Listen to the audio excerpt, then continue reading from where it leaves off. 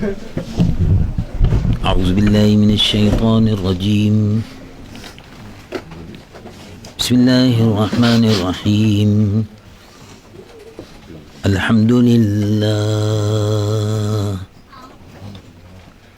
نحمده ونستعينه ونستغفره ونؤمن به ونتوكل عليه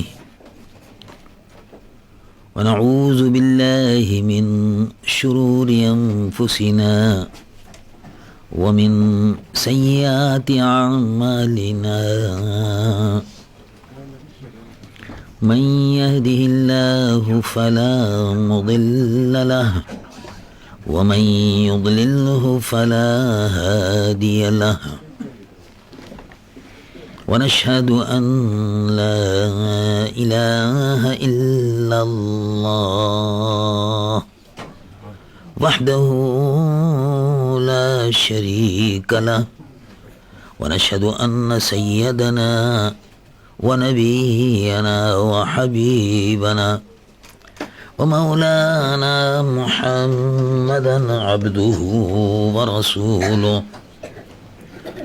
الذي أرسل إلى الخلق كافة بشيرا ونذيرا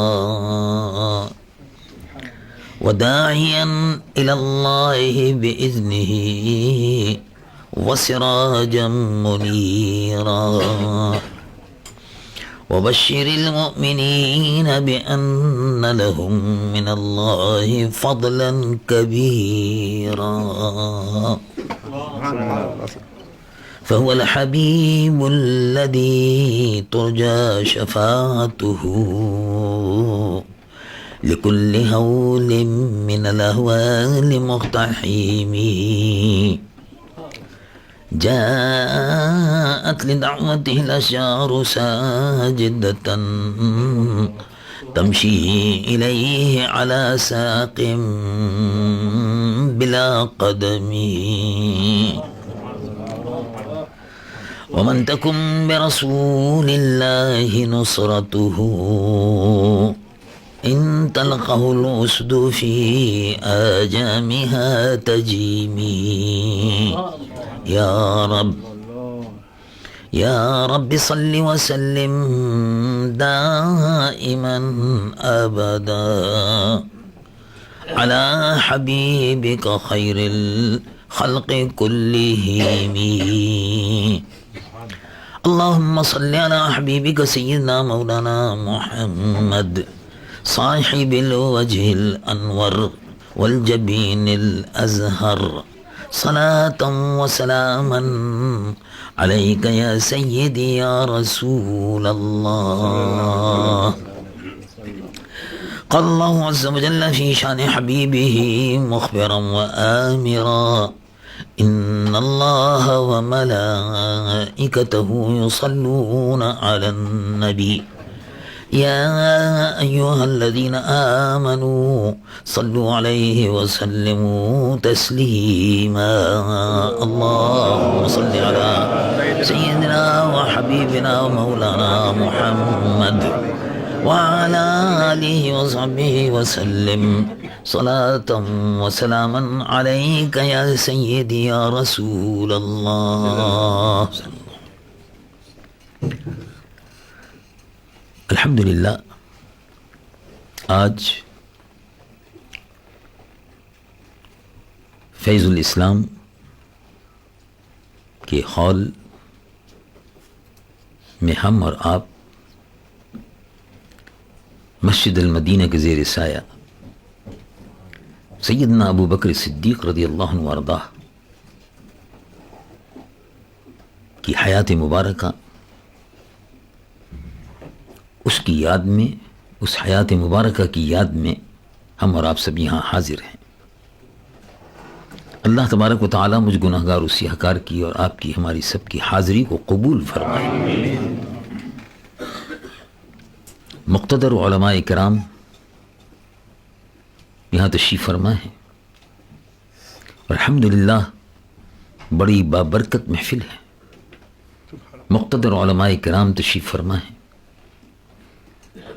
زینت القراء اور حفاظ اور قراء الحمدللہ اس بابرکت اجتماع میں شامل ہیں اور حاضر ہیں. عزیز محترم، فیض الاسلام کے محترم صدر نے اس فقیر کے متعلق بہت کچھ فرمایا. میں اللہ تبارک و تعالی شاہد ہے، میں اپنے آپ کو اس قابل نہیں پاتا، لیکن جو کچھ انہوں نے کلمات خیر اس گناہگار و سیاہکار کے لیے کہے، اللہ تبارک و تعالیٰ ان کو قبول فرمائے اور مجھے اس قابل بنائے. آمین ثم آمین. اور یہ بات صحیح ہے کہ انہوں نے یہ جو فرمایا کہ میں کبھی کبھی ان کو ڈانٹ دیتا ہوں، یہ بات صحیح ہے. اور ویسے بھی آپ نے دیکھا ہوگا کہ آدمی جب ڈانٹتا ہے کسی کو تو اس میں اپنائیت ہوتی ہے. سبحان اللہ. بہت سے لوگ بہت سے کام کرتے ہیں تو آدمی سوچتے ہیں چلو چھوڑو، جانے دو، وہ جانے، اس کا کام جانے. لیکن جس سے اپنائیت ہوتی ہے اور جس سے تعلق یہ ہوتا ہے کہ اس سے کسی قسم کی غلطی سرزد نہ ہو، تو اس کی بہتری کے لیے بھی کہا جاتا ہے. تو الحمدللہ اللہ تبارک و تعالی ان کو بھی جزائے خیر عطا فرمائے کہ یہ اس کا برا محسوس نہیں کرتے. اور دین کے معاملے میں انہوں نے جو باتیں آج کہی ہیں اس سے الحمدللہ ہم اہل سنت کا ایمان تازہ ہو گیا. مرزائیت کے سلسلے میں، قادیانیوں کے سلسلے میں، عقیدہ اہل سنت و جماعت کے تحفظ کے لیے فیض الاسلام کے بستیور نے، ساتھیوں نے، بھائیوں نے، محترم دوستوں نے جو قوانین یہاں بنائے ہیں، میں فیض الاسلام کے بستیور کو، اس کے محترم صدر کو، تمام ساتھیوں کو، معاونین کو دل کی گہرائیوں سے مبارکباد پیش کرتا ہوں. اللہ تبارک و تعالی اپنے پیارے محبوب صلی اللہ علیہ وسلم کی برکت سے ان سب حضرات کو بھی اور مجھ گناہگار و سیاہکار کو بھی استقامت عطا فرمائے. آمین. یہ بڑے اچھے قوانین بنائے ہیں اور ظاہر ہے قوانین انہوں نے اپنی طرف سے نہیں بنائے. جو کچھ بھی انہوں نے مرتب کیے ہیں ضابطے اور قوانین، وہ سب قرآن و سنت کی روشنی میں صحیح ہیں. سبحان اللہ. اس لیے ان پر عمل بھی ہونا چاہیے. سبحان اللہ. بات اصل میں یہ ہے کہ ہماری اور آپ کی سب کی سب سے بڑی جو اہم ذمہ داری ہے وہ اس چند روزہ زندگی میں ایمان کی حفاظت ہے. سبحان اللہ. سبحان اللہ. ایمان کو کیسے حفاظت کی جائے. اس لیے کہ جب تک آدمی اس دنیا میں ہے تو ظاہر ہے کبھی مال کی حفاظت کر رہا ہے، کبھی پیسے کی حفاظت کر رہا ہے، کبھی روپے کی حفاظت کر رہا ہے، کبھی گلڈر کی حفاظت کر رہا ہے، کبھی سونے کی حفاظت کر رہا ہے، کبھی مکان کی حفاظت کر رہا ہے، کبھی بیوی بچوں کی حفاظت کر رہا ہے. تو یہ سب حفاظت کرتے کرتے اس دنیا سے آدمی رخصت ہو جاتا ہے اور جس چیز کی حفاظت کرنی چاہیے تھی اس کی حفاظت نہیں کر رہا. تو جب قبر میں جائے گا تو خالی ہاتھ جائے گا. باقی جن چیزوں کی حفاظت کر رہا تھا وہ سب یہیں رہ جائیں گے. بیوی کی حفاظت کر رہا تھا وہ بھی یہیں رہ گئی، بچوں کی حفاظت کر رہے تھے وہ بھی یہیں رہ گئے، مال کی حفاظت کر رہے تھے وہ بھی یہیں رہ گیا، زیور کی حفاظت کر رہے تھے وہ بھی رہ گیا، ٹریولر چیک کی حفاظت کر رہے تھے وہ بھی رہ گیا، پاسپورٹ کی حفاظت کرتے رہے وہ بھی رہ گیا. پاسپورٹ تو ایسا مسئلہ ہو گیا ہے اب کہ میں کبھی کبھی اپنے دوستوں سے مذاق میں کہتا ہوں کہ بھائی یہ تو بڑا مسئلہ بن گیا پاسپورٹ. اس کی حفاظت اتنی کرنی پڑتی ہے کہ معلوم ہوتا ہے جیسے بیوی سے زیادہ اس کی حفاظت کرنی پڑتی ہے. ہر وقت پاسپورٹ، جہاں جاؤ پاسپورٹ، اس کی حفاظت دیکھو کہاں ہے، کدھر ہے. تو یہ ان تمام چیزوں کی حفاظت آدمی کرتا ہے، زیور کی بھی، اور ظاہر ہے کرنی پڑتی ہے، کرنی چاہیے، دنیا کے معاملات ہیں، حکم بھی ہے کرو حفاظت. اور بہت سے اللہ کے نیک بندے ان تمام چیزوں کی حفاظت کے ساتھ ساتھ اپنی نماز کی حفاظت، روزوں کی حفاظت، حج و زکوٰۃ کی حفاظت، یعنی ارکان اسلام کی حفاظت، اور یہی ان کی حفاظت جو ہے یہی ایمان ہے اصل میں، ان کی حفاظت. حضور پر نور سید العالمین محمد رسول اللہ صلی اللہ علیہ وسلم سے جو محبت ہے، عشق ہے، یہ ایمان ہے، اس کی حفاظت جو ہے.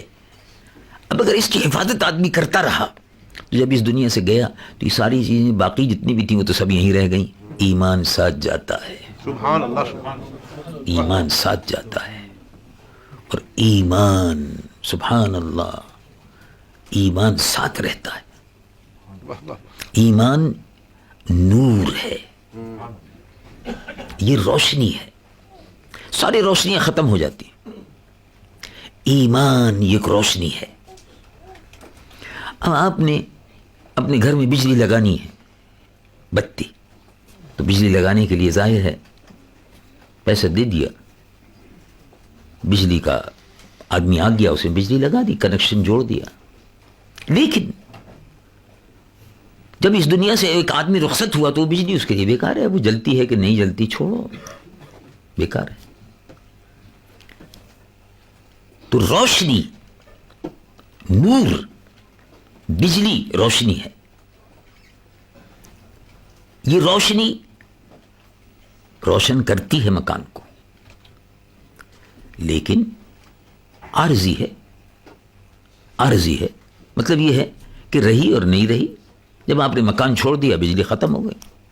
جو مکان میں ہے تو ٹھیک ہے. ایمان ایسی روشنی ہے کہ جب یہ سینے میں داخل ہو گئی اور اس کی حفاظت آپ نے کی تو یہ وہ روشنی ہے جس سے قبر روشن ہو جاتی ہے. سبحان اللہ سبحان اللہ. یہ وہ روشنی ہے جس سے حشر بھی روشن ہوتا ہے. واہ واہ واہ واہ. قبر بھی روشن، حشر کا میدان بھی روشن، اور اسی کی روشنی میں پل صراط پر، اور اسی کی روشنی میں جنت میں داخل ہو جائے. سبحان اللہ سبحان اللہ. تو یہ ایمان کی حفاظت، یہ ہے اصل مسئلہ، اس میں کوئی شک نہیں. ابھی آپ نے دیکھا، ابھی آپ سن رہے تھے، ایمان کی حفاظت کے سلسلے میں کتنی فکر ہوتی ہے. اس کی حفاظت کے لیے آدمی اپنے رشتے کو قربان کر دیتا ہے. آپ نے دیکھا کہ بہت سے بعض اوقات ایسا بھی ہوا کہ پیسے کی خاطر رشتہ ختم ہو گیا، لین دین کا جھگڑا ہو گیا. دو سگے بھائیوں میں پیسے کے لین دین پر جھگڑا ہو گیا. دو سگی بہنوں میں پیسے کے مسئلے پر جھگڑا ہو گیا تو رشتہ ٹوٹ گیا. جھگڑا کاہے پر ہوا؟ پیسے پر ہوا. جھگڑا کاہے پر ہوا؟ باپ کا انتقال ہوا، مکان ایک چھوڑ کر گیا. بھائیوں نے کہا ہم کو یہ حصہ چاہیے، بہنوں نے کہا ہم کو یہ چاہیے ہے. آپس میں جھگڑا ہو گیا اور ایک دوسرے سے جدا ہو گئے. اب ایک دوسرے کی شکل نہیں دیکھ رہے. پیسے کے لیے جھگڑا ہوتا ہے. اور یہ سارے جھگڑے یہیں ہوتے ہیں. خون کے رشتے جو ہیں پیسے کی وجہ سے ختم ہو جاتے ہیں. خون کے رشتے پیسے کی وجہ سے ختم ہو گئے. پیسے کے لین دین پر، روپے کے لین دین پر خون کا رشتہ ختم ہو گیا. لیکن ایک رشتہ ایسا ہے، ایک رشتہ ایسا ہے کہ جس رشتے پر پیسے کا رشتہ، زبان کا بھی ایک رشتہ ہے.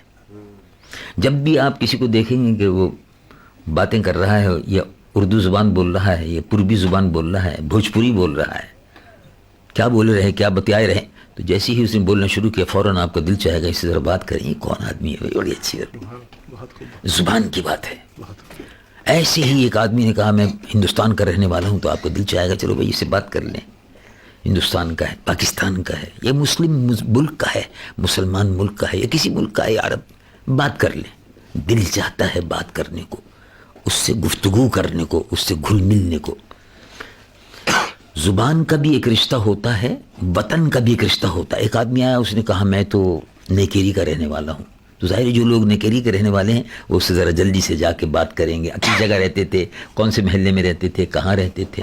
کہا میں پیرامریبو سے آیا ہوں. پیرامریبو میں کہاں رہتے تھے، کس طرف رہتے تھے، بڑو گراؤنڈ میں رہتے تھے، کانکات استرات میں رہتے تھے، کس طرف رہتے تھے. اس طرح سے بات چیت کر کے اس سے قریب ہو گئے، اس سے بات چیت کر کے. کیونکہ زبان کا رشتہ نکل آیا اور وطن کا رشتہ بھی نکل آیا.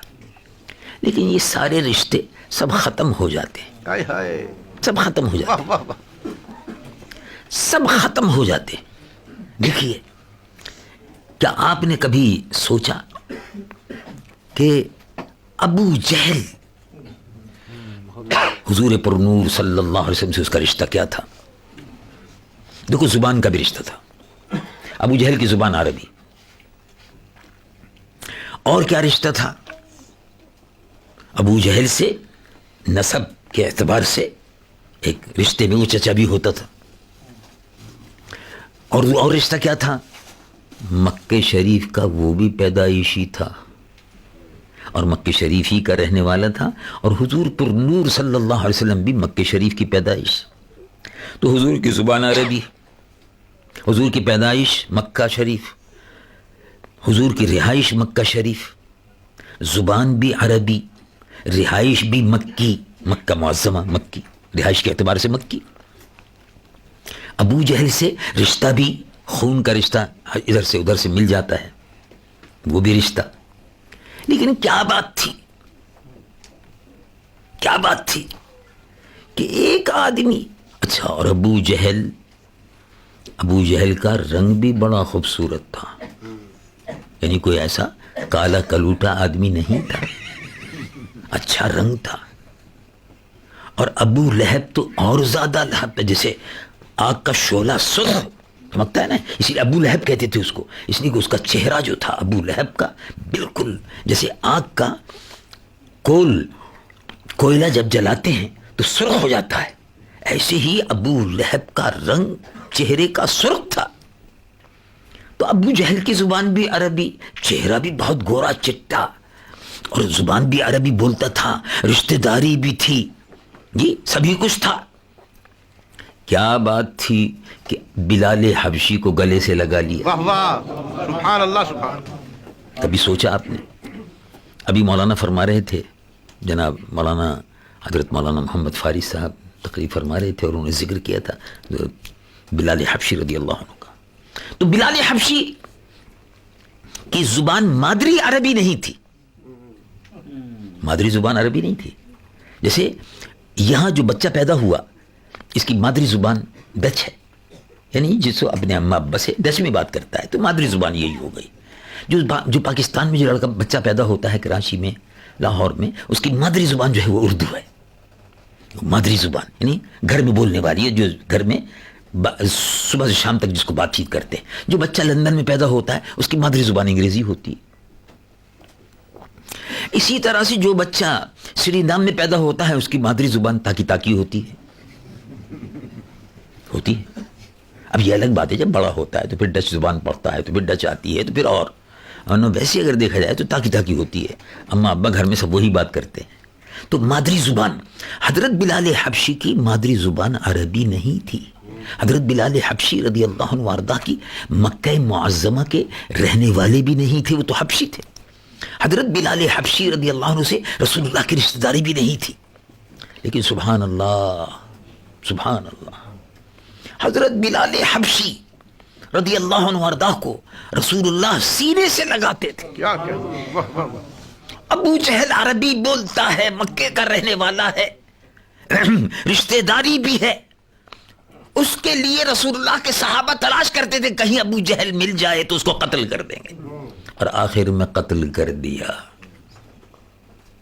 آخر میں قتل کر دیا، ابو جہل کو قتل کر دیا. 2 نوجوان لڑکوں نے قتل کر دیا، سبحان اللہ، رسول اللہ کے دشمن کو قتل کر دیا. سبحان اللہ. وہ لڑکے جنہوں نے مارا وہ عربی بولتے تھے، وہ مدینہ منورہ کے رہنے والے تھے، یعنی عرب تھے. لیکن سبحان اللہ. بلال حبشی کو سب گلے لگاتے تھے. جو مکے والے تھے, جو مدینے والے تھے, وہ بھی کہتے تھے کہ بلال ہوا سیدنا, بلال ہمارے سردار ہیں. سبحان اللہ سبحان فبلال ہوا سیدنا. حضرت عمر فرمایا کرتے تھے فبلال ہوا سیدنا, بلال ہمارے سردار ہیں. ہائے ہائے واہ واہ واہ. اور بلال حبشی کو سب گلے لگاتے تھے. لیکن مکے کے کافروں کو چن چن کر بدر کے میدان میں چن کر مار دیا. سبحان اللہ سبحان اللہ. کیسے ہوا ذرا سنیے اس کو. بدر میں رسول اللہ صلی اللہ علیہ وسلم کے دشمنوں نے ایک جگہ ہے, میدان, چاروں طرف پہاڑی ہے, وادی ہے, بدر ویلی جس کو کہتے ہیں, چاروں طرف ماؤنٹین اور بیچ میں وادی ہے. مدینہ منورہ اور مکہ معظمہ رستے میں آتی ہے. یہ تقریباً 120 میل کے فاصلے پر ہے. حاجی لوگ جاتے ہیں اکثر زیارت کے لیے بدر کے میدان میں. جنگ بدر 17 رمضان کو ہوئی. مکے کے کافروں نے یہ طے کیا کہ اگر مسلمان جو ابھی یہاں سے گئے ہیں, ابھی ان کو 1.5 سال ہوا ہے, یہ دوسری ہجری کا واقعہ ہے, ابھی ان کو 1.5 سال ہوا ہے, یہ جو مسلمان گئے ہیں مکے سے, اگر یہ وہاں آرام سے مدینے میں رہے رسول اللہ صلی اللہ علیہ وسلم کے زیر سایہ, تو یہ سب مسلمان اکٹھے ہو کر مکہ فتح کر لیں گے, پھر ہم کو ماریں گے. اس لیے ان کے مارنے سے پہلے ان کو مارو. یہ اگر مکے سے جا کر, مکے سے تو الگ کر دیے گئے تھے, مکے سے تو بھیج دیے گئے تھے, سب خالی کرو. بائیکاٹ ہو گیا تھا, کاروبار کا بائیکاٹ, تجارت کا بائیکاٹ, مال کا نقصان, سب جتنے مکہ معظمہ میں جو کاروباری لوگ تھے مسلمان, وہ سب چلے آئے, مدینہ شریف چلے گئے. پہلے ہجرت کر کے حبشہ گئے, 2 ہجرتیں ہوئیں, اس کے بعد مدینہ شریف چلے گئے سب. اب سوال یہ تھا کہ کسی طرح سے مسلمان زور نہ پکڑنے پائے. اگر مسلمانوں کو موقع مل گیا, 1 2 4 برس ان کو اگر موقع مل گیا, تو اسلام کی خوشبو پھیل جائے گی. واہ واہ. اور اس خوشبو پر, جیسے مشک کی خوشبو خود بخود پھیلتی, سبحان اللہ. اسلام کی خوشبو پھیلے گی, اس کی روشنی پھیلے گی. اس کی روشنی سے یہ خطہ زمین ہی نہیں, ساری دنیا روشن منور ہوگی. سبحان اللہ. اس لیے اسلام کو پہلے ہی ختم کر دو, پہلے حلے میں ختم کر دو. تو ٹھیک ہے, تو حملہ کریں گے. چنانچہ حملہ کرنے کے لیے انہوں نے تیاری کی, بدر کے میدان میں آ گئے. رسول اللہ کے صحابہ بھی تشریف لائے. وہ بدر کا واقعہ آپ سنتے رہتے ہیں, صحابہ بھی تشریف لائے. اب سامنے مقابلے پر کون تھا؟ حضور کے ساتھ میں جو صحابہ تھے وہ وہی تھے, ان میں بہت سے لوگ تھے مکہ معظمہ کے تھے. سامنے بھی رشتہ دار تھے, بھائی بھی سامنے ہیں, باپ ادھر ہے تو بیٹا ادھر ہے, ابو جہل کے ساتھ. ابو جہل بھی آ گیا تھا بدر کے میدان میں. ابو جہل بھی بدر کے میدان میں. حضور کو تشریف لائے ہوئے مدینہ منورہ میں ابھی 2 سال تھا. ابو جہل کے ساتھ تمام بڑے بڑے کافر اور تمام جتنے بھی تھے سب تھے موجود. ادھر حضور کے ساتھ مدینہ منورہ کے جانثار تھے. اور جو لوگ مکہ معظمہ سے ہجرت کر کے آئے تھے, جن میں سیدنا ابو بکر, سیدنا عمر, سیدنا علی, یہ بزرگ تھے, صحابہ رضوان اللہ علیہم اجمعین. اور سامنے جو لوگ کھڑے ہوئے تھے مکے والے, یہ سب رشتہ دار تھے, عربی بولتے تھے, زبان عربی تھی, خون کا بھی رشتہ تھا اور وطن کا بھی رشتہ تھا کہ یہ بھی مکے کے اور وہ بھی مکے کے. خون کا بھی رشتہ, زبان کا بھی رشتہ, یہ سارے ہی رشتے تھے. لیکن سبحان اللہ, رب العالمین جل جلالہ عما نوالہ ارشاد فرماتا ہے, قل ان كان آباؤكم وابناؤكم واخوانكم, اے محبوب فرما دیجئے اگر تمہارے باپ اور تمہاری اولاد اور تمہارے بھائی اور تمہارے خاندان کے لوگ, عشیرت کو, اور جو مال تم نے جمع کیا ہے, کاروبار کا مال, سامان, تجارت کا وغیرہ وغیرہ, اموالون اقترفتموها, جو مال تم نے جمع کیا ہے, اور وہ کاروبار جس سے نفع کی امید ہے, اور یہ مکانات جو تمہارے پاس ہیں, ان سے زیادہ محبت ہے تو اللہ رب العالمین فرماتا ہے کس سے زیادہ محبت ہے؟ واہ واہ واہ واہ واہ واہ. مال سے زیادہ محبت ہے، بیوی بچوں سے زیادہ محبت ہے، کاروبار سے زیادہ محبت ہے، بھائی اور بہنوں سے زیادہ محبت ہے. بولو بھائی کس سے زیادہ محبت ہے؟ نہیں مطلب یہ ایسی ایک بات ہو رہی ہے جیسے رب العالمین جل جلالہ عما نوالہ ارشاد فرماتا ہے اے محبوب فرما دیجیے قل ان کان آباؤکم وابناؤکم واخوانکم، بھائی بھی بہنیں بھی اور مال بھی، واموالکم وعشیرتکم واموال اقترفتموها وتجارة تخشون كسادها ومساكن ترضونها أحب إليكم من الله ورسوله. سبحان اللہ. کیا یا اللہ سے اور رسول سے زیادہ ان سے محبت ہے؟ کیا کہنے کیا کہنے کیا کہنے کیا کہنے. اب یہ سوال ہے، دل سے ہم سوال کریں خود. اللہ رب العالمین قرآن میں فرماتا ہے کیا احب الیکم، کیا محبوب ہیں تم کو؟ اے لوگو کیا تم کو محبوب ہیں یہ مال بھی، بھائی بھی، تجارت بھی، کاروبار بھی، رشتہ دار بھی، یہ سب زیادہ محبوب ہیں یا اللہ اور اس کے رسول سے زیادہ محبت ہے؟ بہت بڑا امتحان ہو گیا، بہت بڑا فیصلہ اللہ نے ہماری گلے میں ڈال دیا. فیصلہ کرو بھائی. یعنی اللہ تبارک و تعالیٰ فرما رہا ہے اب تم کو ہم سے محبت ہے یا بیوی بچوں سے محبت ہے؟ اگر ہم سے محبت ہے، اگر ہم سے محبت ہے تو پھر ان سے محبت نہیں ہوگی جو ہمارے دشمن ہیں. کیا کہنے. واہ واہ واہ. چنانچہ ایک دوسری آیت میں ارشاد فرمایا واہ. رب العالمین جل جلالہ عما نوالہ ارشاد فرماتا ہے دوسری آیت میں لا تجد قوما یؤمنون باللہ ورسولہ یوادون من حاد اللہ ورسولہ. تم نہیں پاؤ گے ایمان والوں کو، لا تجد قوما یؤمنون باللہ ورسولہ یوادون من حاد اللہ ورسولہ، جو اللہ اور اللہ کے رسول کے دشمن ہیں، ایمان والا کبھی ان سے محبت نہیں کرے گا. نعرہ تکبیر، نعرہ رسالت. سبحان اللہ سبحان. لا تجد قوما یؤمنون باللہ ورسولہ، تم ایمان والوں کو ایسا نہیں پاؤ گے. معلوم ہوا کہ جو ایمان والا ہے وہ تو اللہ اور اللہ کے رسول کے دشمن سے محبت نہیں کرے گا، ایمان والا، اور جو ایمان والا نہیں ہے وہ کرے گا. نتیجہ یہ نکلا لا تجد قوما، تم نہیں پاؤ گے یؤمنون باللہ ورسولہ یوادون من حاد اللہ ورسولہ، کہ اللہ تبارک و تعالی سے محبت کرنے والے اور ایمان والے جو اللہ اور اللہ کے رسول پر ایمان لائے ہیں، ان کا عالم کیا ہوتا ہے، ان کی پہچان کیا ہے، وہ ایمان والے کیسے ہوتے ہیں.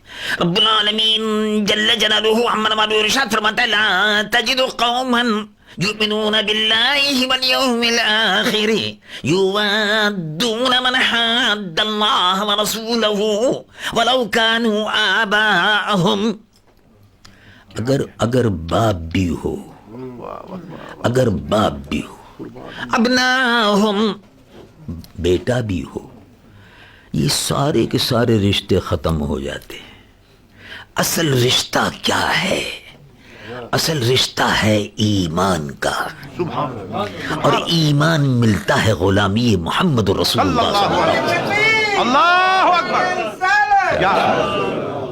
اب دیکھو اچھا، اور جن لوگوں کے پاس یہ ہے،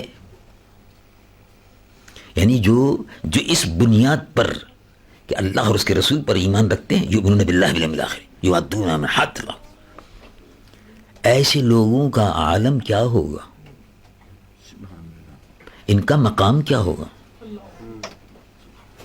رب العالمین جل جلالہ عما نوالہ ارشاد فرماتا ہے اولئک کتب فی قلوبہم الایمان. سبحان اللہ. وہ آدمی جو اللہ اور اللہ کے رسول سے محبت کرتا ہے، اللہ اور اللہ کے رسول کے دشمنوں سے دشمنی رکھتا ہے، سبحان اللہ سبحان اللہ. اسی کے دل میں اللہ نے ایمان لکھ دیا. سبحان اولئک اللہ. کتب فی قلوبہم الایمان. وللہ الحمد.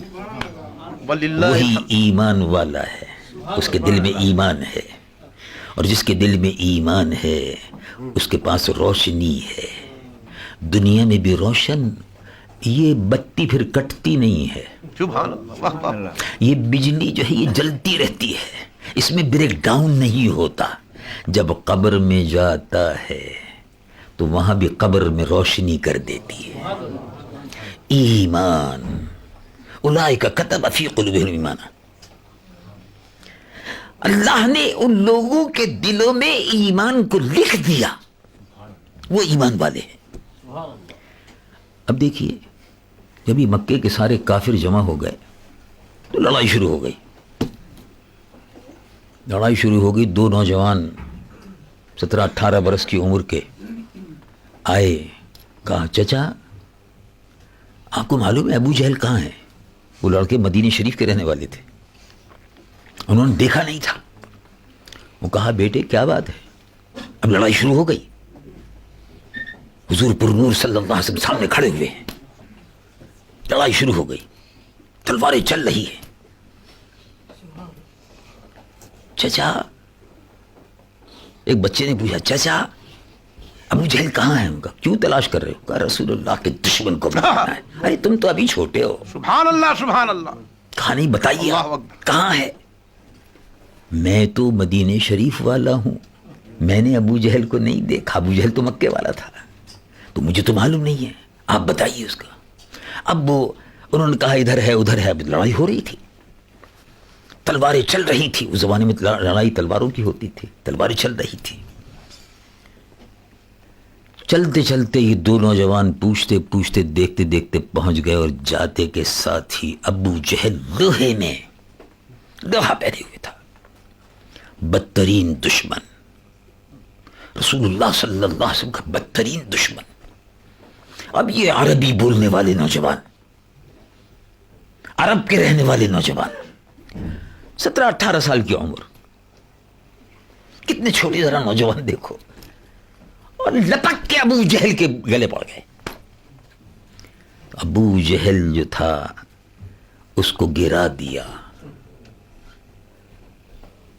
تو ابو جہل نے جب گرا دیا اس کو تو یہ نوجوان جو تھے بڑے خوش تھے، ابو جہل کو گرا دیا، اور اس کے بعد ظاہر وہ مارا گیا۔ اس کی تفصیل ہے، میں اس میں زیادہ نہیں جاتا۔ بات جو کہنے کی تھی وہ یہ تھی کہ اس وقت لڑائی بڑے زوروں پر تھی، بھائی نے بھائی کو قتل کر دیا، بھتیجے نے چچا کو قتل کر دیا، باپ نے بیٹے کو قتل کر دیا، بیٹے نے باپ کو مار دیا، اس لیے کہ ابو جہل کے ساتھ بھی مکے والے رشتہ دار تھے، اور ادھر یہ بھی رشتہ دار تھے، ایک دوسرے کے رشتہ دار تھے، مگر رشتے کو قربان کر دیا۔ سبحان اللہ، خون کا رشتہ دین کے رشتے پہ قربان ہو گیا، سبحان اللہ، خون کا رشتہ ایمان کے رشتے پہ قربان ہو گیا، خون کا رشتہ، مال کا رشتہ، پلوار کا رشتہ، خیشی کا رشتہ، سارے رشتے محبت محمد الرسول اللہ پر قربان ہو گئے صلی اللہ علیہ وسلم۔ جنگ بدر ختم ہو گئی، بہت کافر مارے گئے، بہت سے پکڑے گئے، گرفتار ہو گئے، مدینہ شریف بھی لائے گئے۔ مسلمانوں کو حیرت تھی کہ ہم 313 تھے، 1000 کافر تھے مکے والے، ہم 313 تھے، غریب تھے، تلواریں بھی ٹوٹی ہوئی تھی زیادہ تر، نیزے بھی ٹوٹے ہوئے تھے زیادہ تر، سواری بھی بالکل نہیں تھی، تقریباً نہ ہونے کی برابر تھی۔ مکے کے کافروں کے پاس لوہے کا سامان، سارا جسم لوہے کے اندر تاکہ تلوار کاٹ نہ سکے، اور تلواریں، نیزے، بہت سارا سامان سب ان کے پاس تھا، ہمارے پاس کچھ بھی نہیں تھا۔ 313 کو فتح کیسے ہوئی؟ سبحان اللہ، رب العالمین جل جلالہ عما نوالہ ارشاد فرماتا ہے وَلَقَدْ نَصَرَكُمُ اللَّهُ بِبَدْرٍ وَأَنْتُمْ أَذِلَّةٌ فَاتَّقُوا اللَّهَ، اللہ نے تم کو بدر میں نصرت عطا فرمائی، اللہ سے ڈرتے رہو، اللہ کے شکر گزار بندے بنتے رہو. اور ہوا کیا؟ جب مسلمان میدان جنگ میں اتر گئے، حضور پر نور صلی اللہ علیہ وسلم آگے تھے، مسلمانوں کو ہدایت فرما رہے تھے آگے بڑھو. ایسے میں اللہ تبارک و تعالی نے جبرائیل فرشتے کو 3000 فرشتوں کے ساتھ زمین پر بھیج دیا. فرشتے مسلمانوں کے ساتھ ساتھ جہاد کر رہے تھے. سبحان اللہ. اور بہت سے صحابہ نے یہ کہا کہ میں جب کسی کافر کی گردن پر تلوار اٹھانے کے لیے بڑھتا تھا آگے، میرے مارنے سے پہلے اس کی گردن کٹ جایا کرتی تھی. تو مطلب یہ کہ فرشتے اتر رہے تھے. اللہ نے فرشتے نازل فرمائے، 3,000 من الملائکۃ منزلین. فرشتے اترے اور مدد کی اللہ رب العالمین نے. مسلمانوں کو فتح ہو گئی. ہم مکہ شریف سے مدینہ شریف واپس پہنچ گئے. بہت سے لوگ قید ہو گئے. حضرت ابو بکر صدیق کے جو بڑے بیٹے تھے عبد الرحمن، وہ کافر تھے. بدر کے میدان میں وہ ابو جہل کے ساتھ تھے، ابا کے مقابلے پہ تھے. یہ آپ کو سن کر جیسے کہ کتابوں میں لکھا ہوا ہے، ابو بکر صدیق رضی اللہ عنہ کے بڑے صاحبزادے مسلمان نہیں ہوئے تھے. مسلمان نہیں ہوئے تھے، ابو جہل کے ساتھ تھے، اور لڑائی میں ابو جہل کے ساتھ ساتھ لڑ رہے تھے، مسلمانوں کو مار رہے تھے. اب دیکھو عبد الرحمن ابن ابی بکر ادھر تھے ابو جہل کے ساتھ، اور ابو بکر صدیق رسول اللہ کے ساتھ تھے. اب لڑائی ہو رہی ہے، تلواریں چل رہی ہیں، نیزے چل رہے ہیں. بدر میں جو فرشتے اترے تھے، جب فتح ہو گئی مدینہ شریف میں جب آئے، عبد الرحمن مسلمان ہو گئے. سبحان اللہ. ابو جہل مارا گیا، کافروں کو شکست ہوئی. حضرت ابو بکر صدیق کے بڑے صاحبزادے عبد الرحمن ابن ابی بکر مسلمان ہو گئے. مسلمان ہو گئے تو مدینہ شریف میں آ گئے. اس لیے کہ مسلمان جتنے بھی ہو گئے تھے سب مدینہ شریف میں آ کے رہنے لگے تھے، ہجرت کر گئے تھے نا پہلے.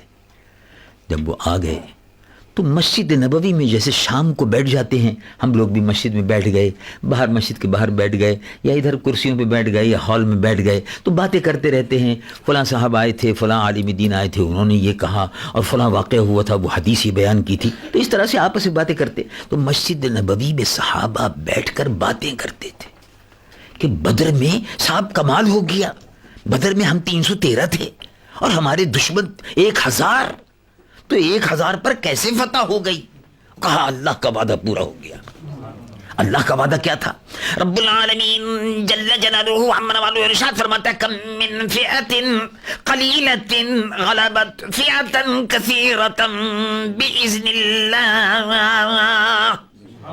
ایسا ہوا ہے، کم من فئۃ قلیلۃ، بہت تھوڑی تعداد میں مسلمان ہوتے ہیں، غلبت فئۃ کثیرۃ باذن اللہ، بڑی تعداد پر غالب ہو جاتے ہیں. واہ واہ واہ واہ. اللہ کا دین غالب آ کر رہتا ہے. سبحان اللہ. اللہ تعالیٰ فتح و نصرت عطا فرماتا ہے. فرشتوں کی فوج ظفر موج اترتی ہے مدد کے لیے، فوج اترتی ہے مدد کے لیے. یہ باتیں آپس میں صحابہ کر رہے تھے. تو ابو بکر صدیق بھی بیٹھے ہوئے تھے، اور ان کے بیٹے عبد الرحمن ابن ابی بکر بھی بیٹھے ہوئے تھے. وہ کہنے لگے، ابا اس میں تو کوئی شک نہیں. حدیث شریف میں سیرت کی کتابوں میں آتا ہے، وہ کہا ابا اس میں کوئی شک نہیں، فرشتے اترے تھے. اور میں حیرت سے دیکھ رہا تھا، مجھے سمجھ نہیں آ رہا تھا، لیکن بہرحال اس لیے کہ ہلچل بچ گئی تھی اور ہم کو شکست ہوئی. لیکن ابا جب میں تلوار لے کے ادھر بڑھ رہا تھا ادھر بڑھ رہا تھا، ایک دفعہ آپ میرے سامنے آ گئے تھے، بس قریب ہی تھا، میں ذرا آگے بڑھ کے مارتا تو آپ کی گردن پر میری تلوار پڑ جاتی. لیکن بعد میں مجھے خیال آیا کہ نہیں، ابا ہیں، ابا ہیں، ابا ہیں، ہاتھ نہیں اٹھانا چاہیے، باپ ہے.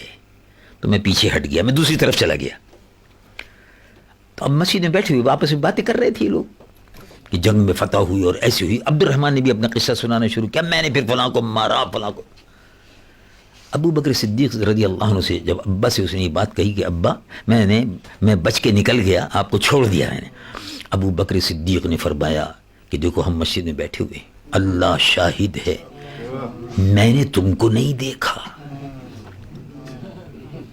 میں نے تم کو نہیں دیکھا، اور اللہ شاہد ہے اگر میں تم کو دیکھ لیتا بدر کے میدان میں تو تمہارے ٹکڑے کر دیتا.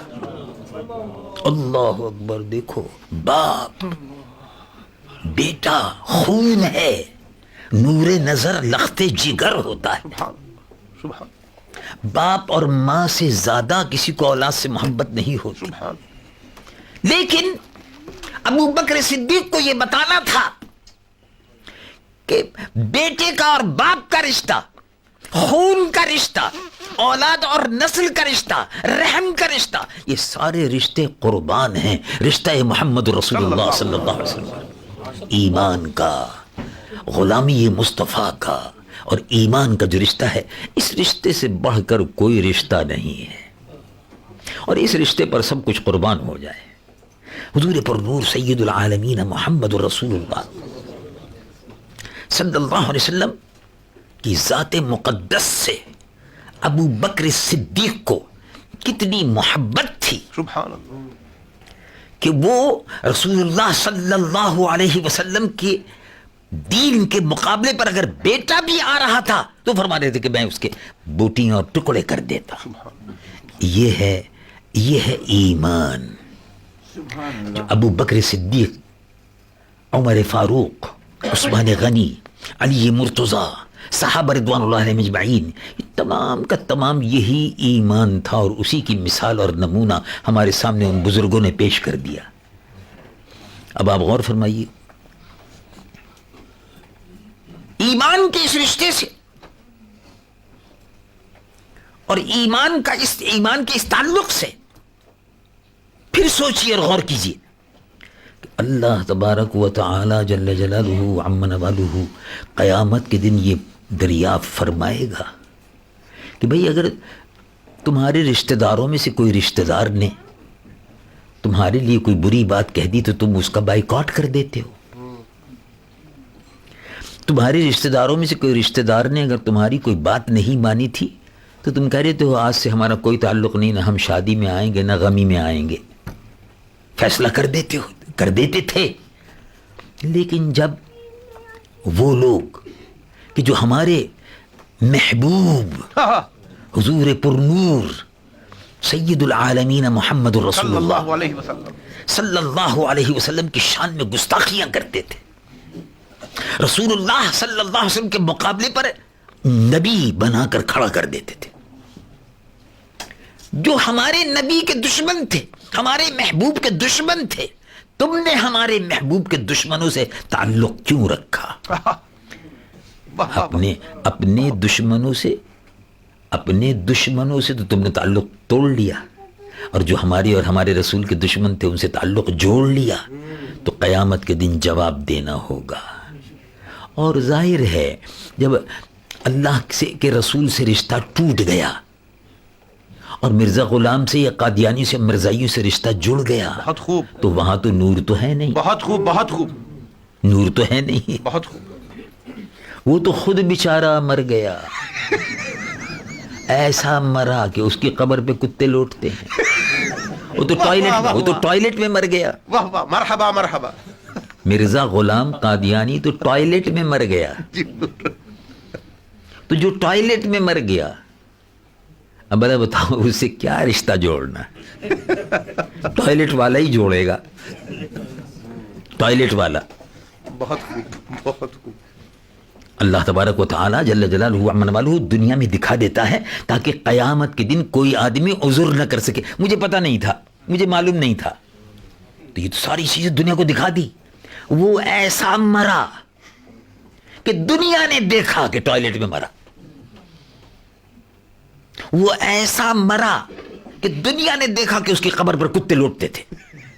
بعد میں پھر مرزائیوں نے, جس زمانے میں ہم نے شور مچایا یہ کتے لوٹتے ہیں, تب جا کے انہوں نے وہاں قادیان میں ہندوؤں کی حکومت سے اجازت لی اور قادیان میں جا کے اس کے چاروں طرف دیوار بنائی تاکہ کتے جا کے پیشاب نہ کریں. لیکن ظاہر زندگی میں وہ خود پیشاب بہت کرتا تھا, تو اللہ تعالیٰ نے پھر اس کو کہا کہ تم زندگی میں پیشاب کرتے رہے, اب تم وہ زندگی میں ایک دن میں 100 دفعے پیشاب کرتا تھا. یہ تو اس کی کتابوں میں لکھا ہوا. مرزا غلام نے خود اپنی کتاب میں لکھا کہ مجھ کو بیماری ہے پیشاب میں شکر کی تو میں دن میں 100 دفعے پیشاب کرتا ہوں. کبھی آپ حساب لگائیں ذرا کہ جس آدمی کو 100 دفعے پیشاب آتا ہو اس پہ فرشتہ کہاں آتا ہوگا؟ تو شیطان ہی آتا ہوگا اس پہ. اور اس کو بیچارے کو پاجامہ سنبھالنے سے فرصت نہیں ہوتی ہوگی. تو اب اس سے رشتہ جوڑتے پھریں لوگ باغ. سبحان اللہ سبحان اللہ. ان کی عقل پہ افسوس ہوتا ہے, ماتم کرنے کو دل چاہتا ہے. دیکھو بات اصل میں یہ ایک بڑا اہم مسئلہ ہے. نبی سے امت بنتی ہے. اب ہم رسول اللہ کی امت ہیں. حضور قیامت کے دن حشر کے میدان میں اپنی امت کو پہچانیں گے. امتی آؤ, امتی آؤ. حضور چھوڑیں گے نہیں اپنی امت کو. سبحان اللہ سبحان. امتی آؤ. واہ واہ واہ. حشر کے میدان میں امتی آؤ, پیاس لگ رہی ہے, آؤ میرے ہاتھ سے آب کوثر پیو. سبحان اللہ سبحان. امتی آؤ. تو حضور اپنی امت کو قیامت کے دن تلاش فرما رہے ہو گے. امتی آؤ, میری امت آؤ, امتی امتی. ہر نبی کی قیامت میں ایک آواز ہوگی اور وہ یہ ہوگی کہ آج مجھے اپنی فکر ہے. کیا کہنے. اور صرف ایک نبی ہوں گے 1,24,000 میں, ہمارے آقا حضور پرنور محمد رسول اللہ, جو فرمائیں گے امتی آؤ میرے پاس آؤ, آؤ میرے دامن رحمت میں آؤ, امتی امتی. اور حضور اپنی امت کی انی اباہی بکم الامم یوم القیامہ, میں قیامت کے دن اپنی امت کی کثرت پر فخر کروں گا. حضور پرنور سید العالمین محمد رسول اللہ صلی اللہ علیہ وسلم کے چاہنے والے, آپ پر ایمان لانے والے, قیامت کے دن یہی انہی کا بول بالا ہوگا. جھنڈا نبی کا ہی اونچا رہے گا. سبحان اللہ سبحان اللہ. میرے مصطفیٰ کا جھنڈا رحمت للعالمین کا جھنڈا اونچا رہے گا. سبحان اللہ. سارے نبی اسی جھنڈے کے نیچے ہوں گے, ساری امتیں اسی جھنڈے کے نیچے ہوں گی, اور امت کی کثرت حضور پرنور صلی اللہ علیہ وسلم کی ہوگی. ویسے حدیث شریف میں بھی ہے اور آپ نے بھی سنا ہوگا, اور علماء اکرام بیان کرتے رہتے ہیں کہ قیامت کے دن اللہ تبارک و تعالی سب نبیوں کو بھی جہاں جمع فرمائے گا, امتوں کو بھی جمع فرمائے گا. تو حشر کے میدان میں صفیں کھڑی ہو جائیں گی, صفیں بن جائیں گی. ابھی حساب کتاب شروع ہوگا. رب العالمین, مفسرین نے لکھا, رب العالمین جل جلالہ عما نوالہ ارشاد فرماتا ہے فامتازوا اليوم ایھا المجرمون. مجرم جو ہیں وہ الگ ہو جائیں, واہ واہ. کافر الگ ہو جائیں. وامتازوا اليوم ایھا المجرمون, مجرم الگ ہو جائیں. ایمان والوں کی صف الگ ہو گئی. آدم صفی اللہ سے لے کر حضور پرنور محمد رسول اللہ صلی اللہ علیہ وسلم تک جتنے بھی انبیاء و مرسلین کے ماننے والے چاہنے والے ہیں وہ الگ ہو جائیں گے. اب اس میں ایمان والوں کی صفیں جو ہیں 120 صفیں ہوں گی حشر کے میدان میں. تو حشر کا میدان تو بہت بڑا میدان ہے, جتنی دنیا ہے اس سے بھی بڑا میدان ہے حشر کا میدان. تو حضور پرنور صلی اللہ علیہ وسلم نے ارشاد فرمایا کہ 120 صفیں حشر کے میدان میں ہوں گی. 40 صفیں 1,24,000 نبیوں کے چاہنے والوں کی ہوں گی, ایمان والوں کی, اور 80 صفیں تیرے نبی کی امت کی ہوں گی. واہ واہ. نعرہ قیامت کے تکبیر, دن نعرہ رسالت, اسلام زندہ باد. سبحان اللہ. اسی لیے حضور نے ارشاد فرمایا فإنی اباہی بکم الامم یوم القیامہ, میں قیامت کے دن اپنی امت کی کثرت پر فخر کروں گا. سبحان اللہ. انی متکاثر بکم الامم یوم القیامہ او کما قال صلی اللہ علیہ وسلم.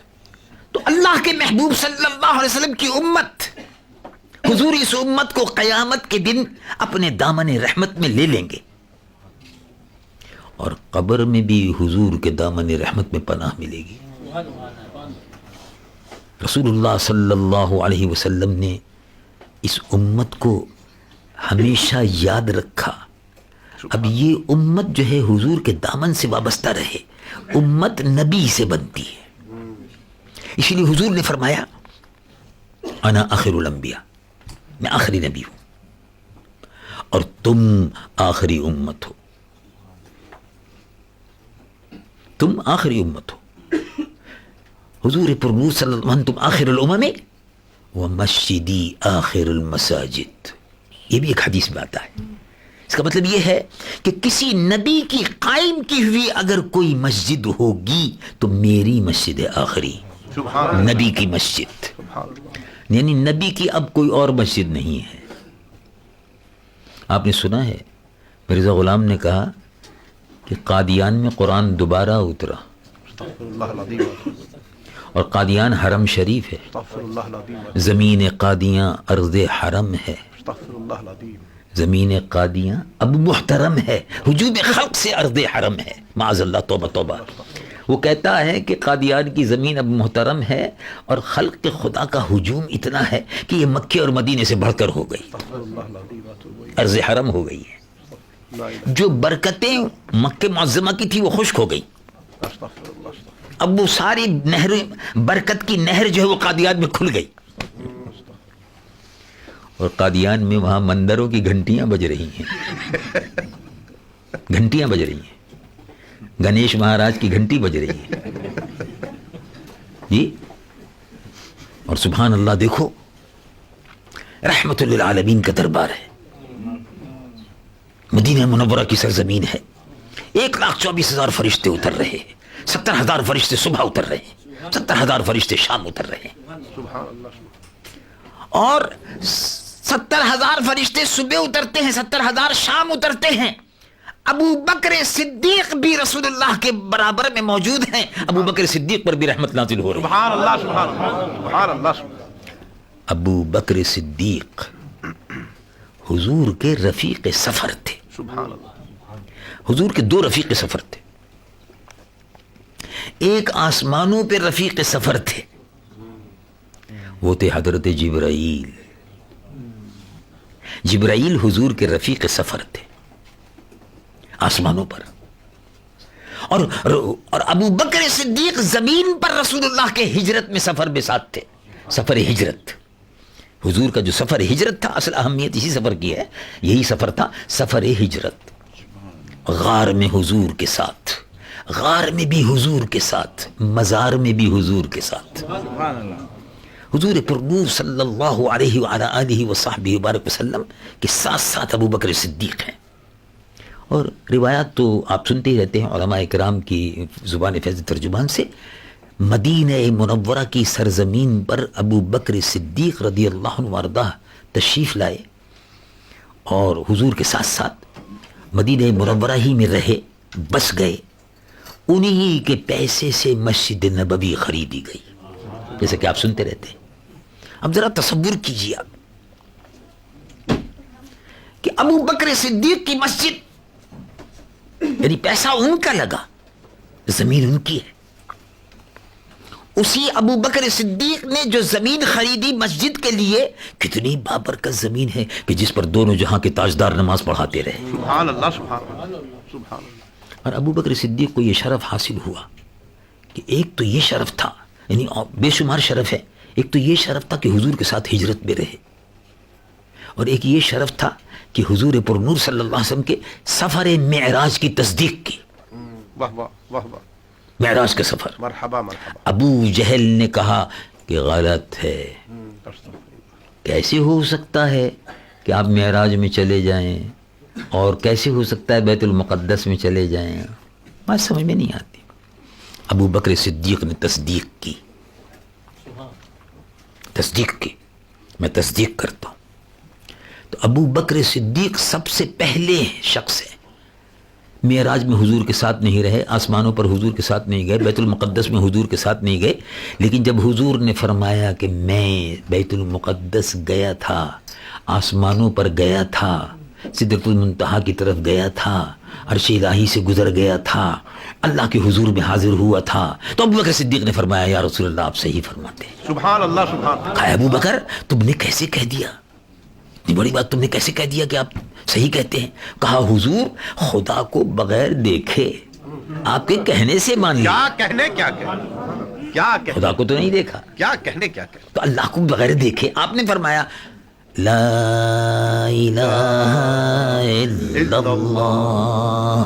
پڑھیے محبت سے, لا الہ الا اللہ محمد الرسول اللہ. اللہ کے علاوہ کوئی معبود نہیں. تو اے محبوب آپ نے فرمایا کہ اللہ کے علاوہ کوئی معبود نہیں, اور میں محمد الرسول اللہ اللہ کا رسول ہوں. ہم نے مان لیا, اللہ کو تو دیکھا نہیں.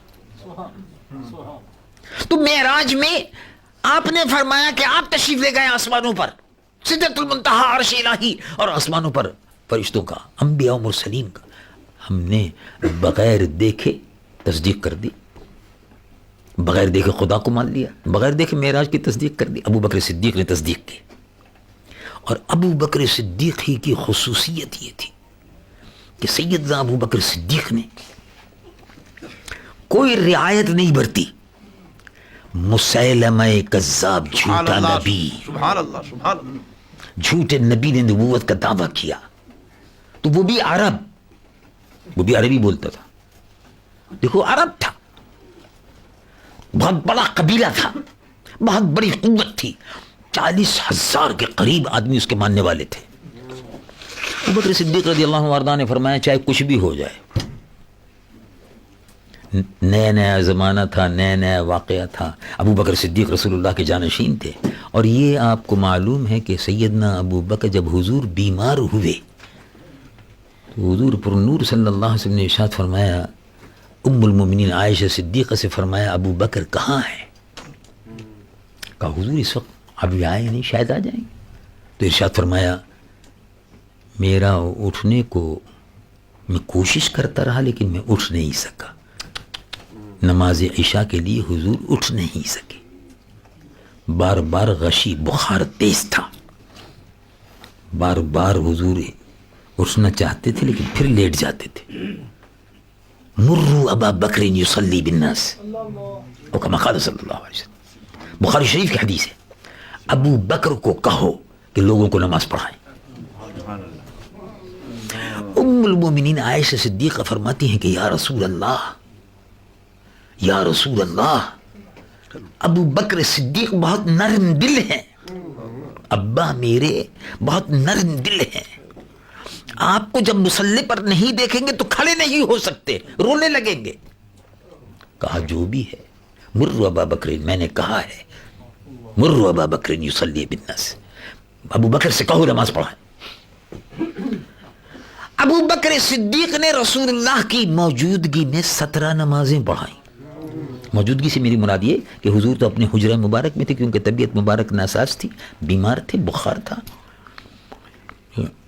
حضور پر نور صلی اللہ علیہ وسلم کی موجودگی یعنی مطلب یہ کہ تشریف فرما تھے حجرہ مبارک میں, اور ایک نماز ایسی بھی تھی جس میں حضور تشریف لے آئے تھے, برابر میں بیٹھ گئے تھے. ابو بکر صدیق نے ہٹنا بھی چاہا تو ارشاد منع فرما دیا. ابو بکر صدیق نے 17 نمازیں پڑھائیں. اس کا مطلب یہ ہے کہ رسول اللہ صلی اللہ علیہ وسلم نے اپنے جانے سے پہلے مسلمانوں کو بتا دیا کہ اب جس مصلی پر میں کھڑا ہوتا تھا ابو بکر اس پر کھڑے ہوا کریں. سبحان اللہ, سبحان اللہ. غار میں بھی حضور کے ساتھ, مزار میں بھی حضور کے ساتھ, مصلی پہ بھی حضور کے ساتھ, حشر میں بھی حضور کے ساتھ, اور جنت میں بھی حضور کے ساتھ, اور انشاءاللہ ہم ان کے ہیں تو ہم بھی ان کے ساتھ. سبحان اللہ, سبحان اللہ. وآخر دعوانا الحمدللہ رب العالمین.